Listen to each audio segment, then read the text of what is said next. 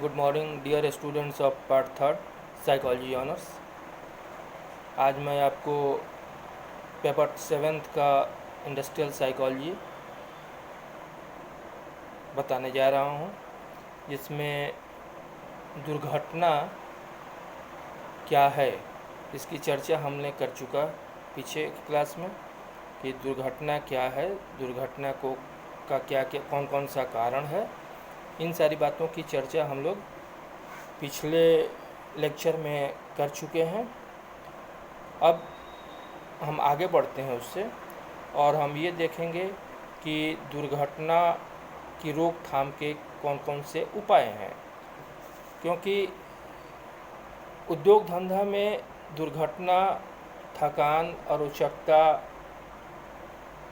अनुपस्थिति, काम छोड़ के भागना, ये सब ऐसी समस्याएं हैं जिसके कारण उद्योगों की स्थिति काफ़ी दयनीय हो जाती है।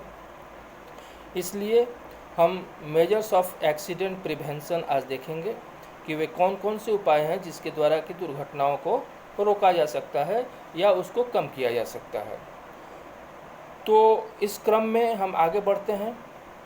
दुर्घटनाओं की बारंबारता तथा उसके भयंकर परिणामों को देखने से स्वभावतः इसके रोकथाम के उपायों पर भी ध्यान देना आवश्यक प्रतीत होता है, क्योंकि इसके परिणाम इतने भयंकर होते हैं दुर्घटना का। इसकी यदि बारंबारता होने लगे, बार बार यदि दुर्घटनाएं किसी उद्योग में होने लगे, तो उस उद्योग की स्थिति काफ़ी खस्ताहाल हो जाती है। उस उद्योग में काम करने वाले कर्मचारी इतने भयभीत रहते हैं अपने साथियों को दुर्घटनाग्रस्त होते देखकर या स्वयं दुर्घटनाग्रस्त होने के बाद जब वो काम पर आते हैं तो इतने भयभीत रहते हैं कि उत्पादन क्षमता काफ़ी कम हो जाती है और दूसरे सारे औद्योगिक समस्याएं उत्पन्न हो जाती हैं।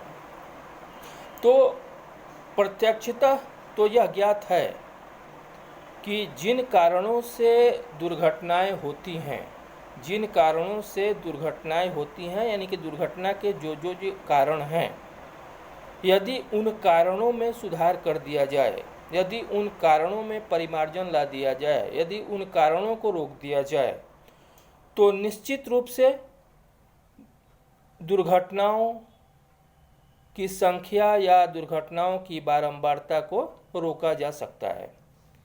इसलिए हम इस दिशा में कुछ महत्वपूर्ण बात यह है कि प्रायः दुर्घटनाएं दो कारणों से होती हैं। प्रायः दुर्घटनाएं दो कारणों से होती हैं। इसका पहला कारण है दुर्घटना दायिता या एक्सीडेंट लायबिलिटी, और दूसरा कारण है दुर्घटना उन्मुखता, एक्सीडेंट प्रोननेस। तो दुर्घटना दायिता का अर्थ होता है इस तरह की दुर्घटनाओं में काम करने का जो परिवेश है, काम करने का जो वातावरण है, या काम करने को जो टूल्स हैं, जिस परिस्थिति में व्यक्ति काम करता है, वे उत्तरदायी होते हैं। दुर्घटना के लिए वे उत्तरदायी होते हैं। दुर्घटना दायिता के प्रकार का जो एक्सीडेंट होता है, जो दुर्घटना होती है, उस प्रकार में आता है कि मशीन का बनावट, वहाँ का वातावरण, काम करने का जो लोगों के साथ जो लोकतांत्रिकीकरण की व्यवस्था है या नहीं है, इत्यादि इत्यादि जो व्यवस्थाएं हैं, वह उत्तरदायी होते हैं उस तरह के दुर्घटना के लिए। परंतु जो दुर्घटना उन्मुखता होता है, जो इसका दूसरा प्रकार है दुर्घटना उन्मुखता, वह जिसको हम एक्सीडेंट प्रोननेस कहते हैं, यह दुर्घटना उन्मुखता व्यक्ति पर निर्भर करता है, कार्यकर्ता पर निर्भर करता है कि वह दुर्घटना करता है या नहीं करता है। कुछ व्यक्ति ऐसे होते हैं जो कि बार बार दुर्घटना करते हैं, जो बार बार दुर्घटना करते हैं। अक्सर देखने में आता है कि एक उद्योग धंधा में काम करने वाला जो कर्मचारी है, वह अपने पूरे कार्यकाल में कभी दुर्घटना नहीं करता है, और कुछ व्यक्ति ऐसे होते हैं जो आए दिन दुर्घटना करते रहते हैं। उसका कारण चाहे जो भी होता है वह उस व्यक्ति का के अंतर्निहित होता है, वह उस व्यक्ति में रहता है वह कारण, जिसको कि हम एक्सीडेंट प्रोननेस कहते हैं। तो यहाँ हम कुछ दुर्घटना के निवारण के जो मिले जुले मनोवैज्ञानिक उपाय हैं उनकी चर्चा करेंगे, जिसमें कि दुर्घटना दायिता और दुर्घटना उन्मुखता दोनों ही तरह के दुर्घटनाएं जो होती हैं, उन दोनों तरह के दुर्घटनाओं का जो मिला जुला रूप है उसको हम कम करने के उपायों की चर्चा आगे हम कर रहे हैं। तो पहला जो उपाय है दुर्घटना को कम करने का या दुर्घटना को रिड्यूस करने का, वह पहला कारण है दुर्घटनाओं का उचित रिपोर्ट एवं विश्लेषण करना। Proper reporting and analysing the accident. इसमें होता क्या है कि आधुनिक औद्योगिक मनोवैज्ञानिकों का ऐसा मानना है कि भविष्य में दुर्घटनाएं न हो, इसके लिए यह आवश्यक है कि भूत में मतलब पीछे जो दुर्घटनाएं हुई हैं उन दुर्घटनाओं का एक उचित ब्यौरा तैयार किया जाए। दुर्घटनाएं जो पहले हो चुकी हैं किसी उद्योग में या एक ही उद्योग के विभिन्न विभागों में या अलग अलग उद्योगों में हम अध्ययन करके यह देखेंगे और एक रिपोर्ट तैयार करेंगे कि पहले की दुर्घटना किस परिस्थिति में हुई। उस दुर्घटना का जो ब्यौरा तैयार करते हैं हम, उसका जो पास्ट तैयार करते हैं, वह वर्तमान के लिए लाभकारी होता है, क्योंकि पहले किस परिस्थिति में, किस सिचुएशन में, किस कर्मचारी से, किस उम्र में उससे दुर्घटनाएं हुई हैं, उसकी यदि हमें जानकारी हो तो निश्चित रूप से हम आगे भविष्य में होने वाली दुर्घटनाओं को रोकने में सक्षम हो सकते हैं, उसको कम करने में हम सक्षम हो सकते हैं। जैसे कि जब ब्यौरा हम तैयार करेंगे तो उसमें देखेंगे कि दुर्घटनाओं के होने का वास्तविक समय क्या था, किस समय में दुर्घटनाएं हुई, इसको हम नोट करेंगे कि वो वास्तविक समय क्या है, कौन सा वह समय होता है जिसमें दुर्घटनाएं ज़्यादा होती हैं। उसी तरह से दूसरा कि कार्य के स्वरूप में तथा उस कार्य में लगे कर्मचारियों की संख्या कितनी थी, कार्य का स्वरूप क्या था, किस तरह का कार्य था, मेंटल वर्क था, फिजिकल वर्क था, बहुत परिश्रम वाला काम था, कम परिश्रम वाला काम था, और उसमें कितने लोग काम कर रहे थे, एक साथ कितने लोग काम कर रहे थे, इसका ब्यौरा तैयार करते हैं। उसी तरह दुर्घटनाग्रस्त कर्मचारी के व्यक्तिगत गुण, जो कर्मचारी दुर्घटनाग्रस्त हुआ है पास्ट में, उसके व्यक्तिगत गुण जैसे उम्र, उसका कार्य करने का जो अनुभव है, उसका स्वास्थ्य, ये सब जो उसके व्यक्तिगत गुण हैं, इसको भी हम रिपोर्टिंग करते हैं, उसका भी हम रिपोर्ट तैयार करते हैं। साथ ही साथ दुर्घटना का स्वरूप एवं कारण, कि किस तरह का दुर्घटना है और इसका कारण क्या है, इसका भी ब्यौरा तैयार करते हैं। और उसके बाद हम दुर्घटना का परिणाम आदि की भी हम रिपोर्ट विस्तृत रूप से तैयार करते हैं कि दुर्घटना का क्या परिणाम हुआ, क्या दुर्घटना में मशीन खराब हुआ या मशीन डैमेज हुआ, कार्यकर्ता डैमेज हुआ, कार्यकर्ता को हानि हुई, जो रॉ मटेरियल्स थे जो उसकी हानि हुई, किस चीज़ का हानि हुआ उस दुर्घटना से, उसका क्या परिणाम हुआ, इसकी भी हम रिपोर्टिंग तैयार करते हैं। तो दुर्घटना को कम करने के लिए या रोकने के लिए सबसे आधुनिक जो तरीका लोगों ने सुझाया है वह है कि हम पूर्व में यदि दुर्घटनाएं हुई हैं तो उन दुर्घटनाओं का हम एक रिपोर्ट तैयार करें और उसके आधार पर हम भविष्य में दुर्घटना न हो इसका एक खाका तैयार करें। ठीक है, ओके, आगे बढ़ते हैं।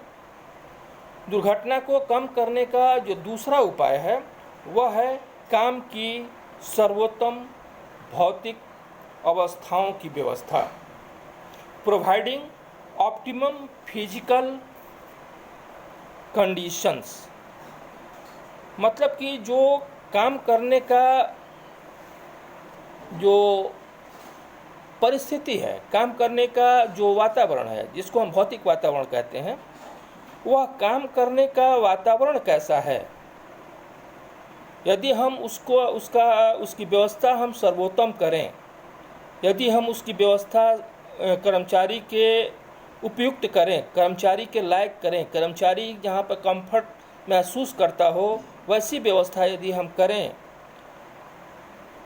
तो उस परिस्थिति में हम देखते हैं कि दुर्घटनाओं की संख्या या दुर्घटनाओं की जो बारंबारता है उसको हम कम कर सकते हैं। जैसे कि इसमें प्रकाश की व्यवस्था, कि प्रकाश, क्योंकि उद्योग धंधा में जब कर्मचारी काम करता है तो उसे कृत्रिम प्रकाश में काम करना पड़ता है। वहाँ नेचुरल लाइट तो मिलता नहीं है, क्योंकि उद्योग के अंदर नेचुरल लाइट, सूर्य का प्रकाश है, वह सर्वोत्तम प्रकाश माना जाता है। और सर्वोत्तम प्रकाश हर जगह और हर समय अवेलेबल नहीं रहता है, जिसके कारण कि कार्यकर्ता को कृत्रिम प्रकाश में काम करना पड़ता है। तो कृत्रिम प्रकाश में काम करते समय दुर्घटनाएं नहीं हों या दुर्घटनाएं कम हों, इसके लिए आवश्यक है कि उस कृत्रिम प्रकाश की व्यवस्था ऐसी की जाए जैसे कि उसका वितरण समान हो। वितरण समान हो से मतलब है कि काम करने का जो स्थल हो, काम करने का जो मशीन हो, जो टूल्स हो, उस पर समान रूप से प्रकाश पड़ता हो।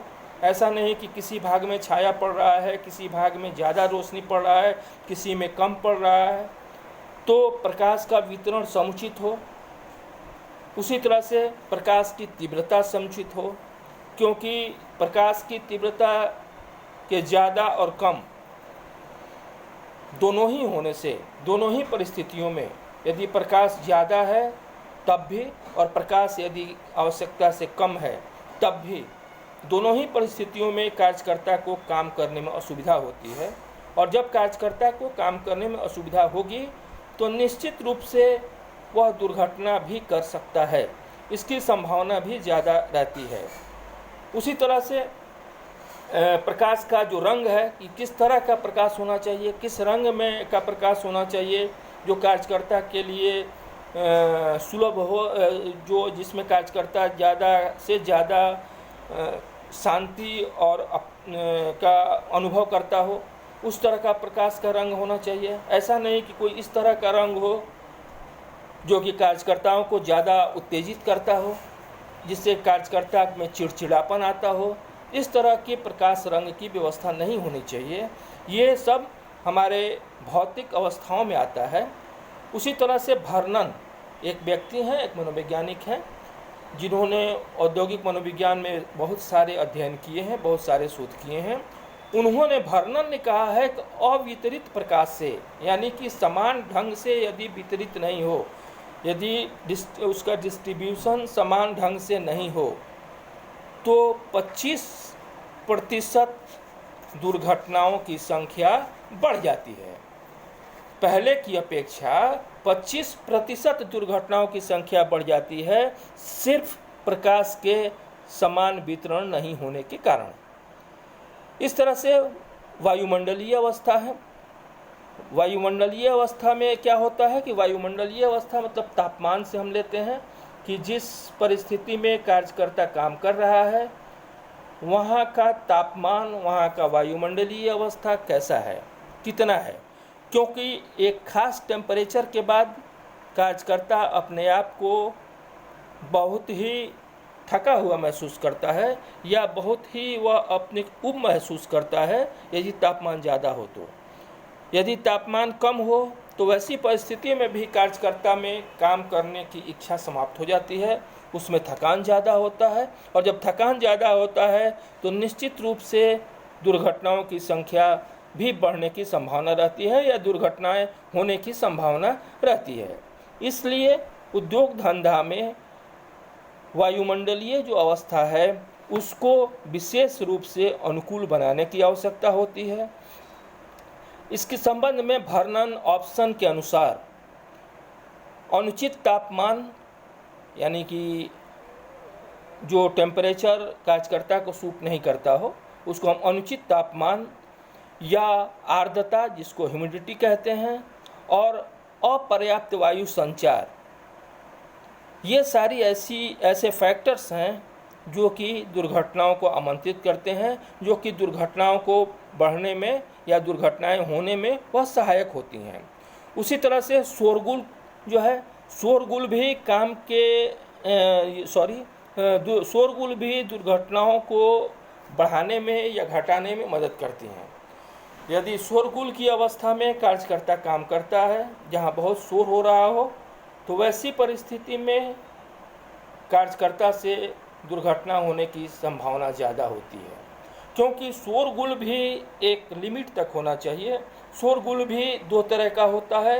एक शोरगुल होता है अविराम शोरगुल जिसका कोई विराम नहीं हो, लगातार हो, और एक शोरगुल होता है जो सविराम शोरगुल है, जो विराम दे देकर होता है। कुछ शोरगुल ऐसे होते हैं जो लगातार होते हैं और कुछ शोरगुल ऐसे होते हैं जो कुछ समय रुक के ठहर के वह शोर होता है।